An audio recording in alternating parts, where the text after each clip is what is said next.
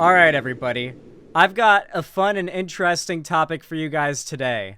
You see, we're not going to be really taking apart this quartering video. We're actually going to be talking about TheQuartering's new sponsor, which he unveils in this video. Now, the video itself is your average quartering drivel. It's basically him trying to reframe an article. It's about how, like, a shit ton of women that are millennials and Gen Z, so pretty much, like, the vast majority of women in the dating world see men who listen to Joe Rogan as gross, and it's like a disqualifier for dating or hookups. So he's going to try to twist that as like an epic win, how Joe Rogan is like epically owning women on the left or something. A lot of quartering content is about taking a story about how like right-wing dudes are unfuckable weirdos who are unpopular and not liked, and the quartering like desperately trying to turn it into like a copium fueled self-aggrandizing, this is actually a dub for us win, like it's really weird. Anyway, we're not going to be really talking about this video he's doing, but the sponsor. So let's go ahead and watch it, because I'm sure we'll hear some funny shit in the opening, and it's really the sponsor segment that I'm excited for you guys to see here, and we'll get deep into who his sponsor is after that. To talk about brain dead Gen Z women. I think it's an excellent mind you, this guy's very scared about the fact that he's about to have to re-enter the dating world, considering his wife likes to go out for pizza without him, and based on his search history and the things he said online, it seems like he's resorted to cuck porn as like his coping mechanism, so we'll see. It's an excellent topic. These articles that are coming out now that say millennial and Gen Z women don't want to date men who listen to Joe Rogan. Says who? Says who? Says who? I don't know. Let's look at the polling. This is the dumbest, dumb propagandas ever. Remember, the Quartering also films all of his videos drunk, and to give you perspective, I do most of my streams and videos high. I'm high right now. I'm stoned as fuck. I love my weed.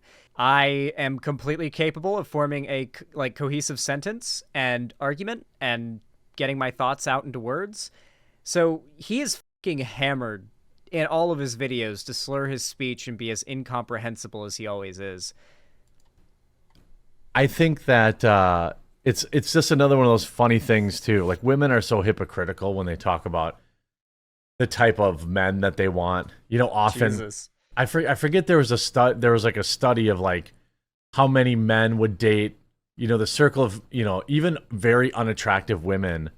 I'm just going to let him talk. He's just doing it to himself here. Still wouldn't date traditionally unattractive men on these like dating apps.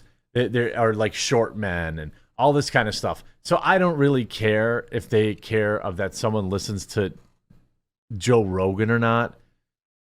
But let's look at this study, because it's pretty funny, and we're going to get into it after a super quick word from this video sponsor. All right, everybody. Remember, the Quartering's a massive grifter, so all he cares about is money. He uploads constantly to maximize his income, because it's all he cares about. He is constantly getting dozens of sponsors. He'll take any sponsor that he can get. And, well, this sponsor you're about to hear is interesting. Huge shout out to this video's sponsor, Antelope Hill Publishing. Antelope Hill Publishing is America's leading publisher of dissident books. Their eclectic catalog includes Lord Miles' memoir of his first trip to Afghanistan during the Taliban takeover, Raw Egg Nationalist book, Eggs Benedict Option, his Raw Egg Cookbook, and his Man's World annual magazines, and an anonymous J6 prisoner's political analysis of the government that betrayed him, entitled The American Regime. They've also published historical books from time periods such as World War II, the Spanish Civil War, many of which were previously unavailable in English, such as Leon Degrelle's The Burning Souls. The goal of Antelope Hill is to ensure that books of historic, cultural, and political value are preserved, made readily accessible and easily affordable, so that history, facts, and ideas cannot be censored by corporations or governments. Whether you count yourself a political dissident, a student of history, a connoisseur of philosophy, or an enthusiast of exciting and thought-provoking fiction, you owe it to yourself to check out their catalog at antelopehillpublishing.com and use promo code QUARTERING10, one word, to get 10% off your total purchase. Go check them out, support the channel, and support a great sponsor. A great sponsor. Let's go ahead and take a look at the Wikipedia page of this great sponsor. Antelope Hill is an American white nationalist publisher based in Montgomery County, Pennsylvania. It is known for selling translations of historical works by Nazis, fascists, and ultranationalists, as well as new works by far-right writers. It was founded in 2020. The SPLC has called Antelope Hill an anti-Semitic hate group. Translations have included works by Adolf Hitler, the Belgian Nazi war criminal Leon Degrelle, the Nazi-sympathizing authors Julius Evola and Wilfrid Bade, and others. Most of the translations are credited to pseudonyms, including one credited to an online neo-Nazi message board, according to the SPLC. The company was founded on February 18, 2020, by recent Penn State graduates Vincent Cucchiara and Sarah Cucchiara, who are married, and Dmitry Lutzik. The three founders kept their identities secret while incorporating the company, but their names were revealed by an investigation by the SPLC in 2022. In Pennsylvania, the company is registered under a foreign owner. The company's website says it aims to publish books related to lost causes, righteous mercenaries, anonymous critics, freedom fighters, revolutionaries, and exiles. The SPLC said contemporary authors in Antelope Hill's catalog repeatedly spread conspiracy theories blaming perceived problems on Jewish people, as well as dehumanizing Black and LGBTQ people. The Cucchiaras and Lutzik have been active in the white power movement and have cooperated with far-right members of the Right Stuff Network, according to the SPLC. At Penn State, Vincent Cucchiara and Lutzik were active members of the Bull Moose Party, a campus group described as alt-right, which was formed to support President Trump in the 2016 United States presidential election. Sarah Cucchiara has used the alias Margaret Bauer on far-right podcasts, as well as on Twitter via the handle Margaret Bauer 88. According to the SPLC, 88 is often used as a code for Hail Hitler. Yeah, we know. We know what the 88 means.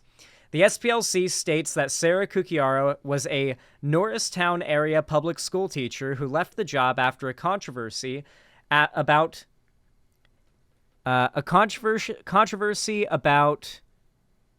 racist posts on Facebook. Sorry, the text is small. The SPLC said Antelope Hill collaborates frequently with a pro-Hitler white supremacist group, the National Justice Party. In 2022, Antelope Hill was one of the white nationalist publishers reported to be included in offerings to public libraries by the ebook service Hoopla. Librarians quoted by WGBH expressed frustration that misinformation was being spread by the service with funding from taxpayers and library contributors. The SPLC said Antelope Hill boasts of its book's success in trending in obscure sales subcategories on Amazon. Raw Nationalist, a pseudonymous author published by Antelope Hill, appeared in The End Men, a 2022 documentary by Tucker Carlson. So that's just a look at the Wikipedia page of the sponsor that The Quartering has picked up. It's literally just a catalog for translations of like Nazi writings and for modern day Nazi people to like publish their books and whatnot. It's pretty wild. But here's another article I found on them that I find pretty interesting. White nationalist book publishers revealed. Hate Watch has identified 3 previously anonymous principals in the publishing company Antelope Hill Publishing, which specializes in translating historical works by Nazis, fascists, and ultranationalists, and original works by contemporary white nationalists, neo-fascists, and others on the far right. Hate Watch identified these individuals using a combination of public records, podcast recordings, commercial data services, and a range of other documents and online materials. Hate Watch's research and analysis reveals that Vincent Cucchiara, 24, and Sarah Elizabeth Cucchiara, 25, a married couple residing in Green Lane, Pennsylvania, are 2 of the individuals behind Antelope Hill. The pair have appeared as pseudonymous spokespersons for the company on numerous far-right podcasts, with Sarah Cucchiara billed under the alias of the company's editor-in-chief since mid-2021. Hate Watch's investigation indicates that a third person, Dmitry Antilovich Lutzik, 25, has played a less public role in the company's operations. Lutzik appears to have first relocated to Pennsylvania's Lee County in 2021, and in late April, he bought a house in nearby Harleysville, Pennsylvania, with Vincent Ciucciara assisting as the buyer's agent. Since 2020, Antelope Hill has profited from hate by translating historical works by 20th century Nazis and fascists, offering a publishing platform to contemporary white power propagandists, and shipping books around the world using selling platforms including Amazon. This year, they achieved wider prominence when one of their authors, the pseudonymous Raw Egg Nationalist, appeared in a preview for an upcoming Tucker Carlson documentary on masculinity, which is set to air on Fox Nation in June. The Ciucciaras and Lutzik have a long shared history as far-right activists, stretching back to their time together as students at Penn State University in the late 2010s. The publishing operation is one aspect of their ongoing participation in the white power movement. Specifically, Hate Watch has found considerable evidence of close cooperation between the Antelope Hill principals and a network of far-right actors associated with the white supremacist National Justice Party and the Right Stuff podcast network. From its founding in 2020, Antelope Hill has won fans on the extreme right by publishing both historical and contemporary far-right authors. Early on, the company sold reprints and new translations of works by 20th century Nazis, fascists, and nationalists, with an emphasis on works from Nazi Germany and its sympathizers. Antelope Hill's translations include works by Adolf Hitler, Belgian fascist. We already read the list there. Any Antelope Hill authors who are not explicitly far-right in their politics have historically been appropriated by contemporary extremists. One of their titles is the collected works of Padraig Pearse, an Irish nationalist intellectual who died fighting against British rule in 1916. Pearse is a contested figure who has been adopted as a figurehead by the far right in Ireland and beyond. While some scholars have argued that this represents a misinterpretation of him in his context. The right does love doing that. Most of the Antelope Hill translations are credited to pseudonyms, according to Library of Congress copyright records. Hate Watch has yet to conclusively identify all of the individuals behind those pseudonyms. One translation of a Nazi-era Weimar fitness manual, yes, we really do need those translations of the Nazi fitness manuals, is credited to the Bureau of Mimetic Warfare, a neo-Nazi message board. Yeah, that's the level of, postery these Nazis operate on. They call themselves the Bureau of Mimetic Warfare. These are adults, man. These are literal adults. Actual adults doing this shit. Literal, unironic, real-life adults. This is genuinely wild. TheQuartering is obviously a grifter, but he has at time let slip that he is definitely full-on far-right. Full-on far-right. There was the time where he quote tweeted a guy who said "F Hitler" and said, "There we have it, yikes." That was an interesting one. I don't know why he felt it would be a good idea to tweet that. I think he was very drunk, based on the fact that he's always really drunk. But, before I wrap up this segment, I just remembered, anytime I cover TheQuartering, I have to show you guys the video of him pissing in his basement because he couldn't get up from his Fall Guys game while his wife is out getting pizza without him. This should be required viewing for all people who use YouTube. You never know. You never know.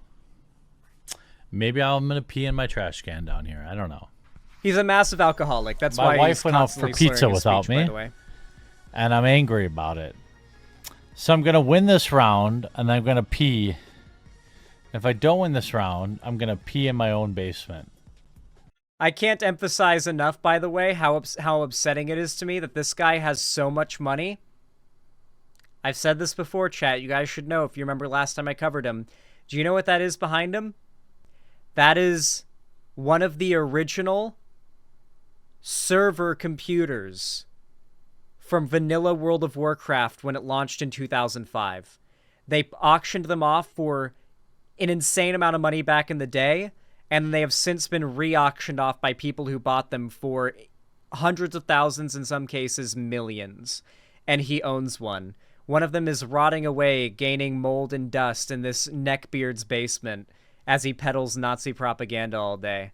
One of these, historical fucking items in gaming history.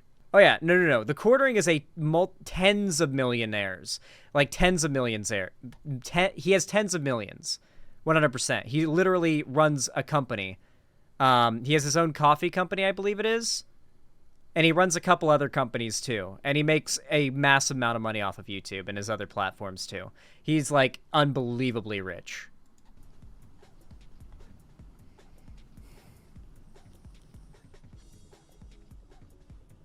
What do we think about that? I don't have a bathroom down here. Oh, we made it. I was ready to pee my pants. On the bright side, it's very obvious that no amount of money will buy happiness for these miserable That does make me very happy. You know, we find happiness despite like not being wealthy or having the money and wealth and success these people have, but they're suffering. Their lives suck. They're all addicted to drugs. They're all like alcoholics. They're all like in miserable, awful relationships they can't leave because they don't have the courage because they're so like lacking in self-confidence. They're all miserable people, no matter how much money they make. Steven Crowder, The Quartering, go down the list. They're all fucking miserable. I'm ready to, I don't have a toilet down here. All I have is a drain in the floor.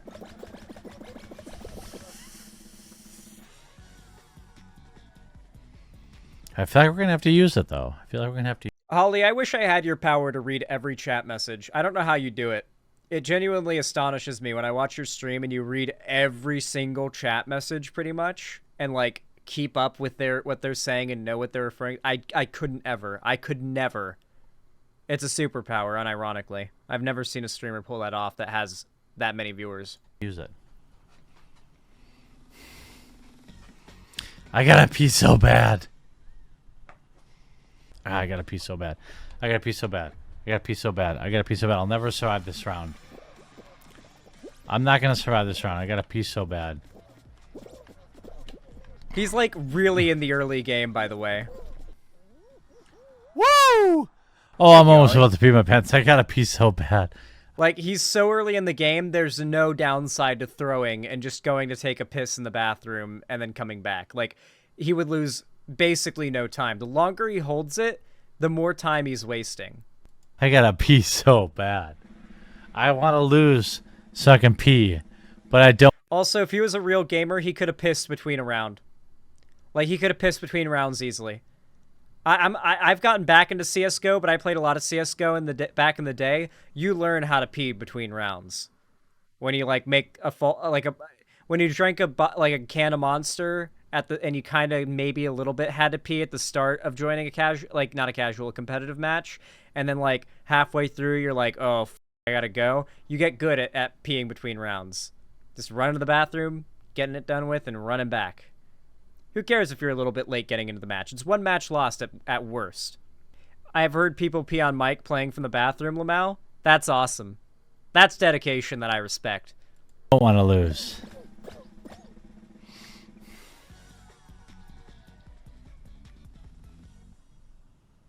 I have to pee so bad. I have to pee so bad.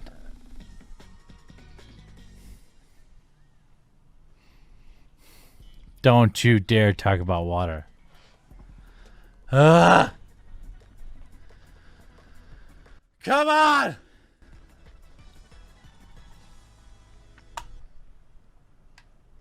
I have to be so bad. You guys don't even know.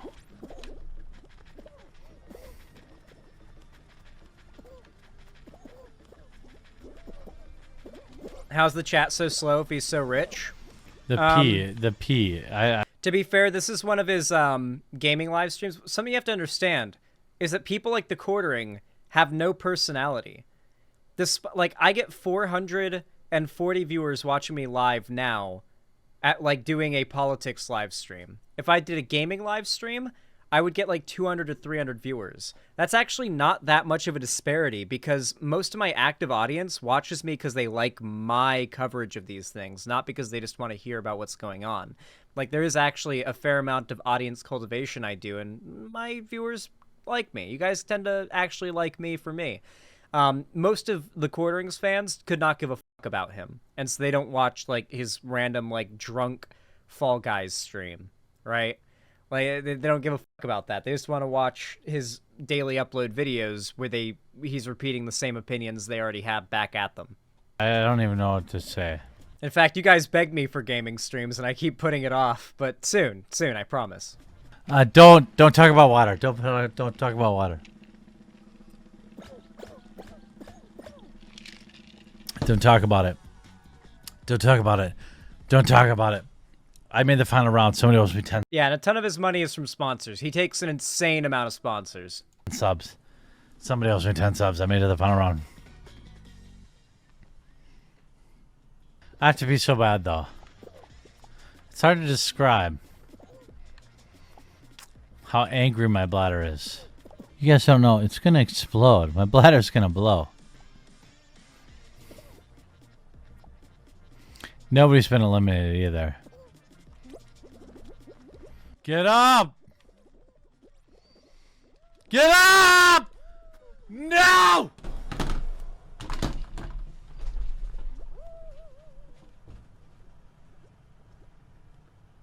Gonna be honest, I very badly want to break into the Quartering's house and steal that thing. Like I've never wanted to commit a heist more in my life.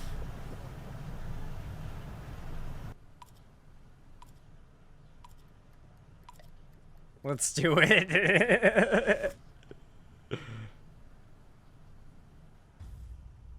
You get into the Quartering's basement and like World of Warcraft raid boss music starts playing. We have to bring 12 people. Or is it 20 people for modern WoW raids?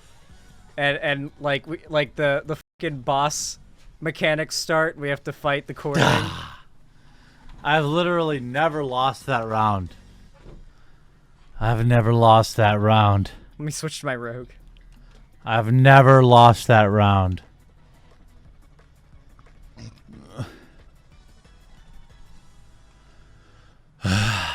But I'm ready. I'm ready now.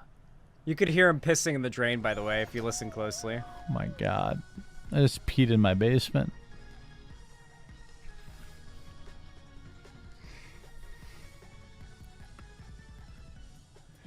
Like, no. You know how like there'll be a drain in the floor of a basement sometimes? He pissed in the drain in the floor of his basement. And you can hear it, like, in the background through his mic. Oh, not in the kitty litter. Just in the drain. In the drain. You can hear him fart. Holy shit, what the fuck? The drain. In the drain. The fuck was that? He just let out a little brip. Little brip. Look, if you want to watch a streamer that wants to pee in the potty, go watch someone else. When you're a pro gamer like me, yeah, I mean, if you're a dude if you want to watch a dude that's going to piss in the fucking overflow tank in his basement, that's who I am.